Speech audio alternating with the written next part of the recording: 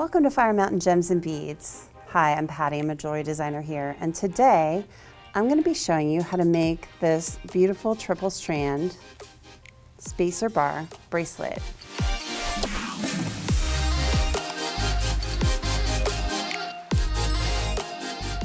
Spacer bars are a really unique way to bring some real pizzazz to your piece. They come in so many different styles and finishes. Let me show you just a few of what we have here at Fire Mountain Gems and Beads. They come in thicker widths like this, or thinner widths like this one with the beautiful rhinestones on it. They can be very, very simple and very, very thin, so they're not as noticeable on your piece. They just give you the separation between the strands.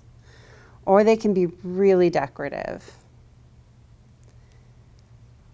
So this bracelet uses a spacer bar that's kind of the middle of the road. It's got a bit of decoration. It gives you the nice separation, but it really highlights the beads, and that's what we're looking for here.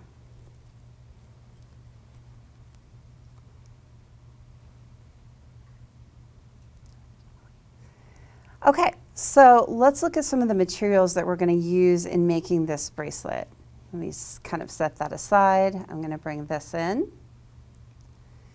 So we've got our spacer bars here, and we've got several different types of beads. I decided for this bracelet, we do it in another color palette to show you the contrast. We've got some really nice bright colors here, and I decided to do some more muted tones in the one that we're going to make today. We've got some blue sky jasper, some black agate, and some ruby and zoisite, which is, I think, a really nice combination.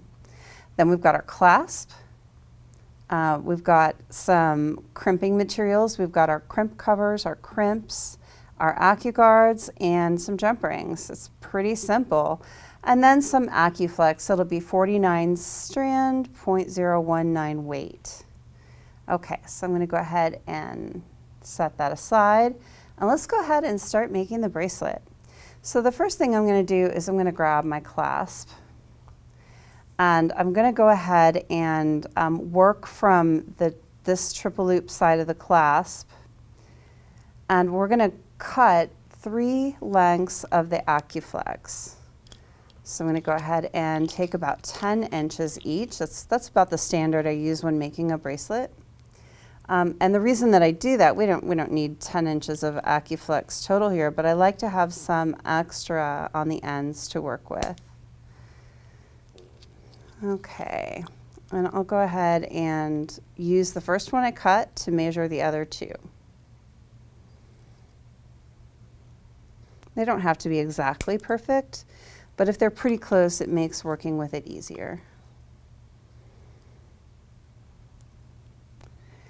And with a spacer bar bracelet like this, you actually work on all 3 strands at the same time, put a spacer bar on, and then add more beads. So you want to do all 3 at the beginning. Go ahead and set that aside. So the first thing we're going to do is crimp each of these strands of AccuFlex onto the clasp. So for that, I'm going to need some crimp beads,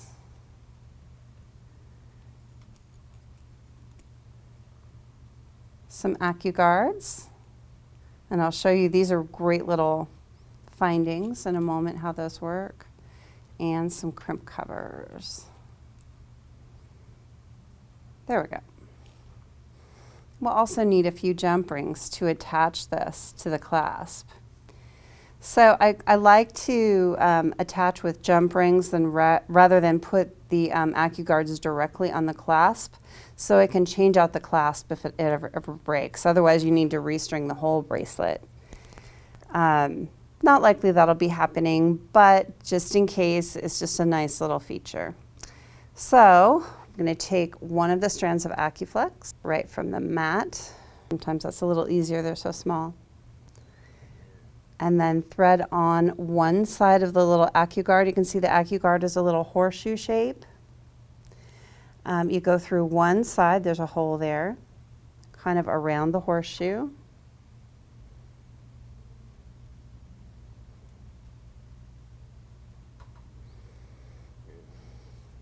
And then before you go back through the crimp bead, I like to just go ahead and put my jump ring on now.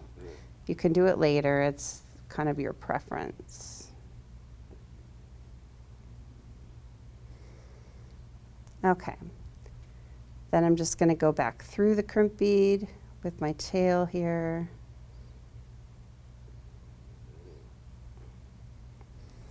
Okay, so there we are, and then I'm just going to use my crimping pliers. Get that jump ring down in there. And I'm going to use the outside edge of my crimping pliers to kind of close up that horseshoe so that edges touch. And then I'm going to grab with the crimping channel here on my crimp pliers, which I'm going to use, there's two crimping channels here. I'm going to use the kind of the middle one that's closest to the edge. And I'm going to get the crimp bead nice and snug so there's no play in the AccuFlex. And then I'm going to slide it down like a millimeter and crimp nice and hard. And then I'm going to close that crimp with the outside channel of my crimping pliers. And then the very edge of my crimping pliers, I'm going to use that to just smush it a little further so it's nice and tight. And then I'm going to do a little test. Before I finish, I always test it. And so you can grab the AccuGuard with your pliers and just pull and make sure that that's not going to come apart. That's a really nice tight crimp. Okay, then I'm going to clip off the tail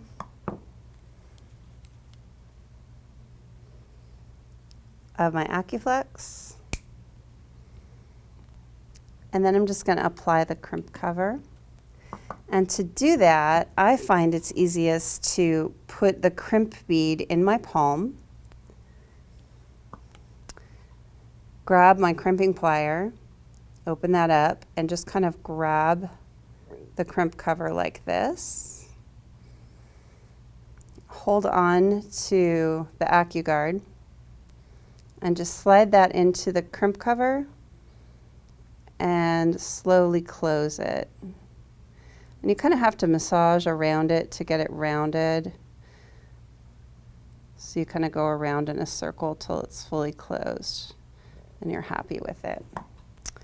Okay, so there's one end of my AccuFlex, and then I'm going to do that 2 more times, so I have 3 of these.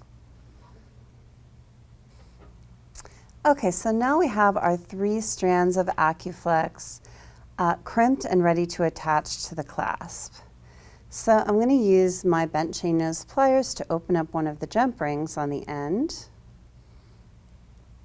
Let's just position it in there with the opening of the jump ring near the very top of the pliers. And I kind of crimp half of the jump ring. It gives me lots of control. And then I'm just going to open it up with my chain nose pliers sideways. That's the proper way to open a jump ring. And then just add that to one of the loops of my clasp. And close it back up sideways the way I opened it. And I'm going to rock that back and forth a little bit and just make sure that tips touch really well. And then I'm going to do that 2 more times, so I have 3 of these. Okay, so now we have all 3 strands of AccuFlex firmly attached to the clasp. Let's go ahead and start stringing. I'm going to set that down, and I'm going to pull these 3 strands of AccuFlex up so I know which is which in my hand. And I'm going to leave about 1.5 inch tail above my fingers, just like this. And so I know this is the outside, the middle, and the opposite side. And then I'm just going to add 5 beads on. We've got 1, 2, 3, 4, 5 in each section. So I'm going to start with a blue sky jasper. I love this stone. So pretty.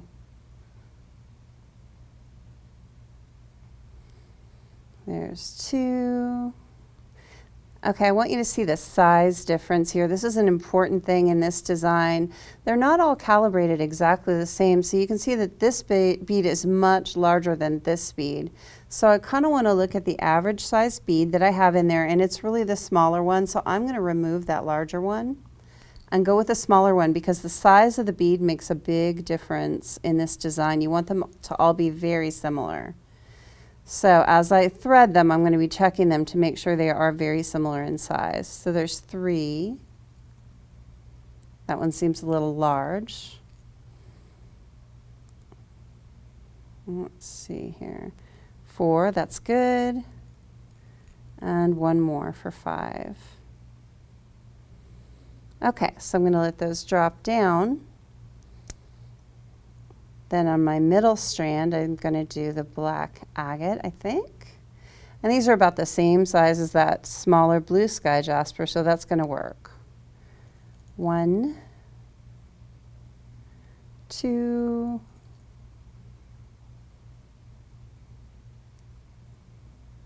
3,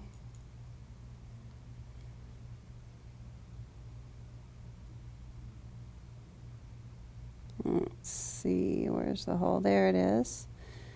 4. And I love the color variation of the agate. It really adds some interest to the piece.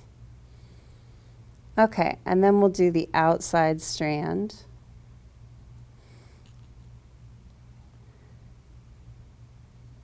With this ruby and zoisite. 1, 2,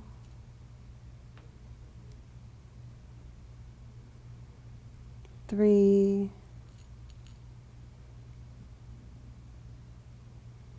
there's 1 more. That one seems a little bit large actually. I think I'm going to change that one out. And you'll see why that's important here in just a moment when we add the spacer bar. 5. Okay, I'm satisfied with those. Okay, so we've got 3 strands of 5 beads. And they need to be just about even here. They can't be more than 1 millimeter or 2 of space between the top of the beads, because once we slide the spacer bar on there, that's going to determine if it's straight across or not, and I'll show you. If you're going to have one that's a bit smaller, it should be the one in the middle so it doesn't make the spacer bar kind of lopsided. And there we go. Great. So I'm just going to continue to do the exact same thing through all of these sections.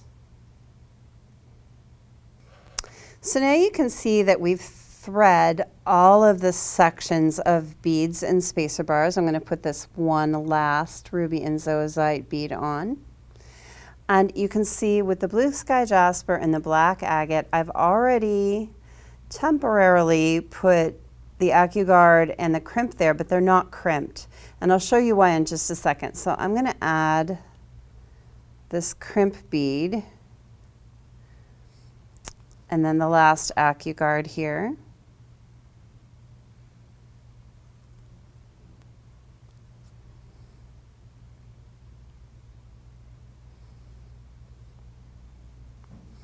I'm going to go through the crimp bead. I didn't put the jump rings on this end. We'll add those in a moment.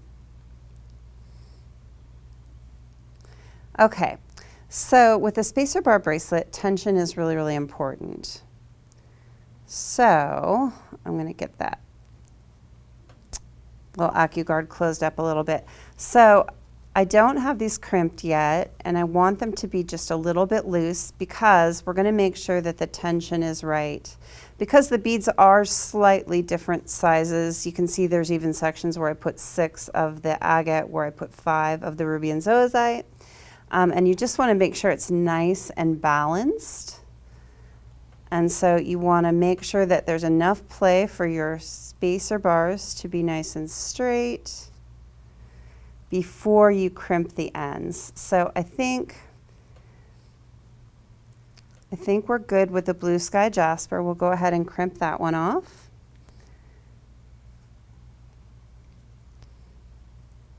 So I'm going to use the middle channel there to crimp it and the outer channel to kind of close that up.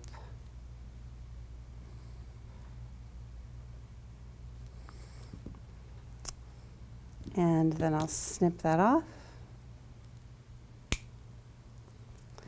And then this one is crimped. I'm just going to check the tension of the agate, the center one, and just adjust the AccuFlex as I need to make sure that it's not so tense that there's not a little play there, but so there's not a lot of extra space left in the AccuFlex. I'm feeling like that's pretty good. So I'm going to go ahead and crimp that. And I'm always making sure that there's a little bit of space so I can put a crimp cover over those crimps when I'm finished. So you don't want absolutely no space. You want 1 millimeter or so extra. Cut off that tail. And then I'm going to check the tension of my last strand against the first two. So the way that I check the tension usually is to kind of pull it tight, see how it behaves, see how this middle strand is kind of S-ed, you know, it's not straight. That's because the tension is too tight on this one. So I'm just going to give it a little extra millimeter or two of play so there's space for all of the beads to be straight.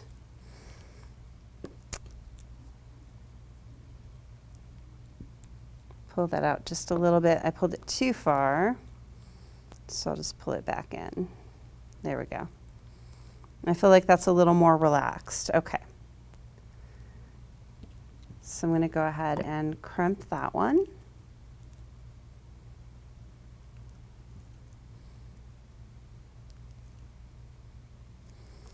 Cut off that tail. And then we'll just add the crimp covers.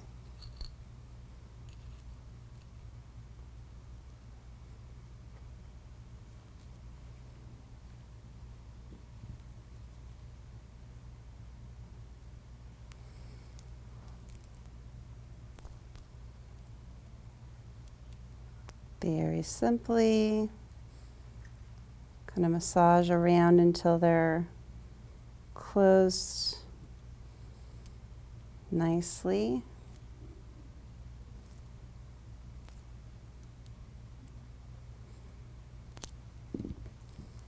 Okay.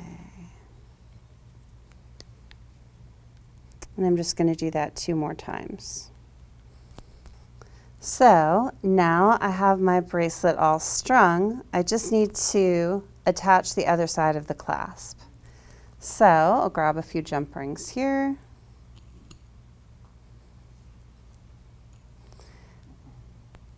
Place one of my jump rings in my chain nose pliers with a little opening right near the tip there. Open that sideways. I'm going to put it through the outside loop and then make sure that I'm attaching the same strand here, the blue sky jasper. And then rock the tips of that jump ring together to make sure it's a nice tight fit. A lot of times people are afraid to use jump rings because they feel like it's not going to be a tight enough connection and they'll come apart. But if you close them properly, they're actually pretty sturdy. So we're going to go to that middle loop and attach the black agate.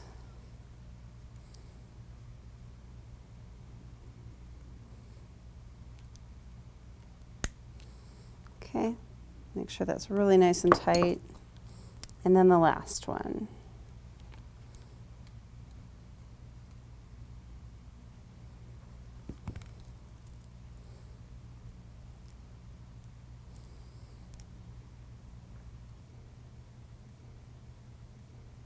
Okay, so we'll just close up this last jump ring, rock it nice and tight against each other. And there we have this beautiful spacer bar bracelet. Make sure and check out our other inventory of spacer bars. There are so many styles and finishes for you to choose from. Thank you so much for being with me here today. Like and share the video. Take care. We'll see you next time.